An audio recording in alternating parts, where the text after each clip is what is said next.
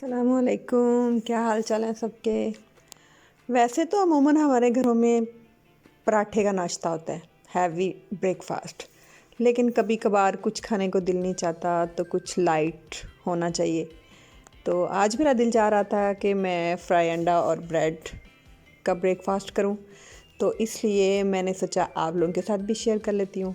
तो चलिए जी, मैं अब करूँगी अंडा फ्राई। अंडा एक नहीं बल्कि दो, मैं तो 2 अंडे खाती हूँ नाश्ते में। तो 2 अंडे जो हैं वो मैंने ऑयल में डाल लिए हैं। अब ये हो जाएंगे फ्राई अच्छी तरह। मुझे ज़्यादा हाफ़ फ्राई ज़्यादा पसंद नहीं है, अच्छी तरह कुक हुआ हो ना एग अच्छा लगता है मुझे। तो ये हो गया जी फ्राई अच्छे से।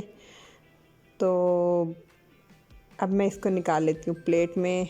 ब्लैक पेपर और सॉल्ट इसके ऊपर जाएगा। ब्रेड मेरी रेडी होने लगी है, टोस्टर में मैंने डाल दी। चलिए जी, वो भी हो गई रेडी और मेरा मज़ेदार किस्म का ब्रेकफास्ट हो गया रेडी। चलिए आप भी आ जाइए, सब ब्रेकफास्ट कर।